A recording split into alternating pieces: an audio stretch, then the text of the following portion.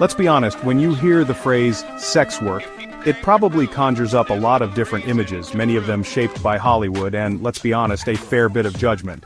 But what if I told you that our understanding of sex work is often muddled with something far more sinister? Sex trafficking?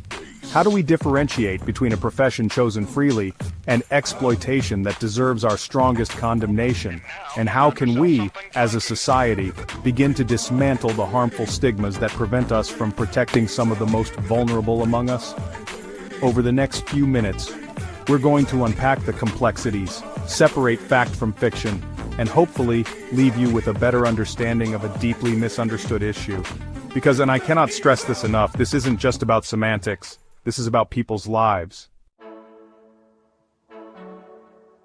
Alright, let's start by addressing the elephant in the room, or perhaps more accurately, the two very different elephants in the room.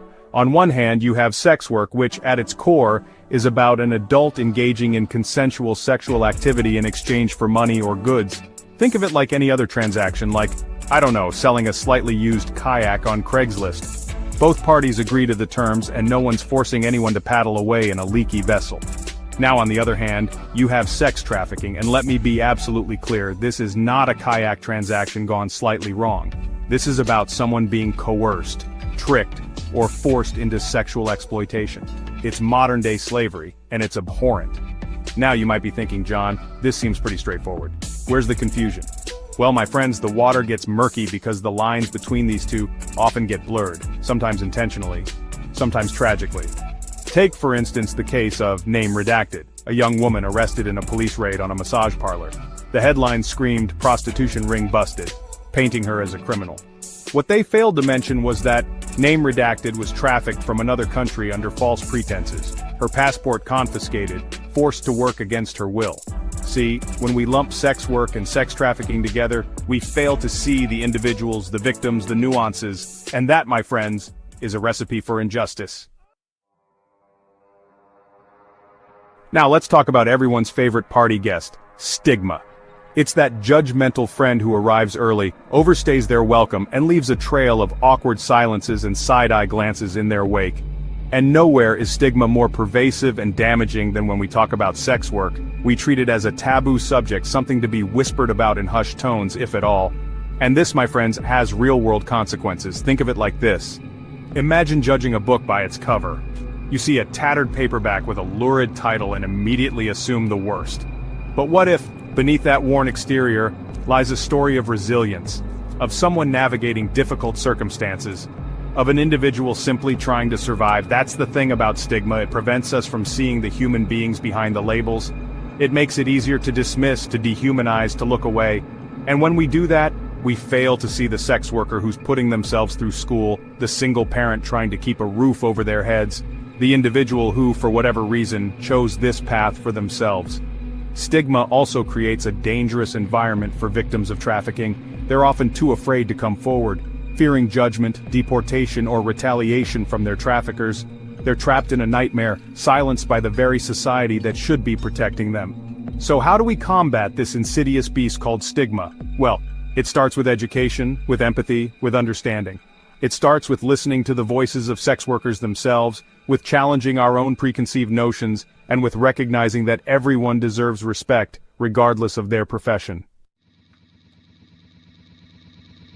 Chapter 3. Now let's take a whirlwind tour around the world, shall we? Because when it comes to legal frameworks surrounding sex work, it's like a patchwork quilt sewn by a legally blind tailor on a tilt-a-whirl. It's messy, it's confusing, and frankly, it's long past its prime. Some countries, like Sweden, have adopted what's called the Nordic model, which criminalizes the purchase of sex but not the selling. The idea is to reduce demand and protect sex workers. Other countries, like the Netherlands, have gone the decriminalization route, regulating sex work like any other business. This allows for better working conditions, access to healthcare, and reduces the risk of exploitation. And then you have countries where sex work is completely illegal, often driving it underground and making it more dangerous for everyone involved. Now, I know what you're thinking. John, you're giving me a headache, just tell me what works. And if I could wave a magic wand and give you a simple answer, believe me, I would. But the reality is there's no one-size-fits-all solution. However, we can learn from countries like New Zealand, where decriminalization has led to a decrease in violence against sex workers, improved relationships with law enforcement, and better access to support services. It's not a perfect system, but it's a step in the right direction. The point is, the way we approach sex work legally has a direct impact on the lives of real people. It's time we stop burying our heads in the sand and have honest, evidence-based conversations about what works, what doesn't, and how we can create a safer and more just world for everyone involved. Chapter 4. It's easy to get lost in the statistics, the legal jargon, the abstract debates, but at the heart of this issue are real people with real stories. Stories like that of, name redacted, a young man who was trafficked as a teenager, forced into prostitution, and subjected to unimaginable abuse. He managed to escape his traffickers, but the trauma, the shame, the stigma, it stayed with him. He struggled to find housing, employment, even basic health care. He was treated like a criminal when he was a victim. Name Redacted's story is a stark reminder that behind the headlines, behind the political debates, are human beings who have endured unimaginable pain. Their stories deserve to be heard, their experiences acknowledged, their humanity affirmed. We need to move beyond the stereotypes, the judgments, the fear, and see the individuals. We need to listen to their stories with open hearts and open minds, because only then can we begin to understand the true cost of this issue, not just in terms of statistics but in terms of human suffering. And only then can we begin to dismantle the systems that allow such exploitation to thrive. It's time we stop seeing sex workers and victims of trafficking as statistics or caricatures. They are our neighbors, our friends, our family members.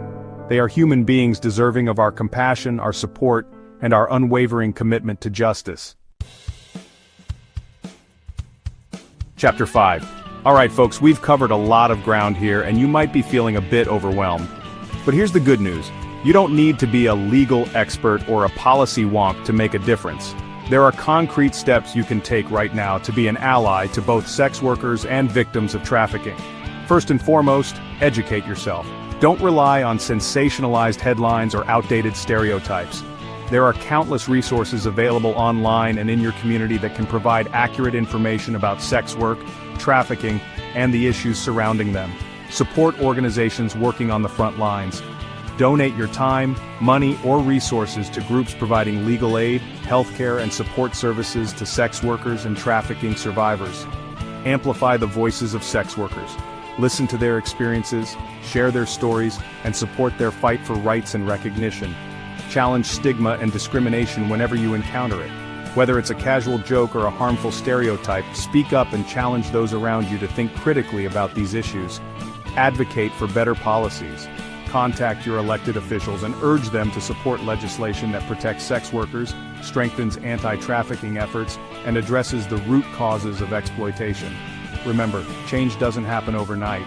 It takes time, it takes effort, and it takes all of us working together. But by taking these small steps, we can create a safer, more just, and more compassionate world for everyone. So, there you have it.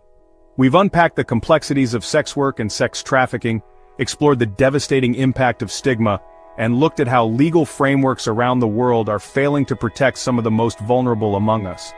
But most importantly, we've learned that this isn't just about abstract concepts or political debates, it's about real people's lives. If you've made it this far, you're already taking a step in the right direction.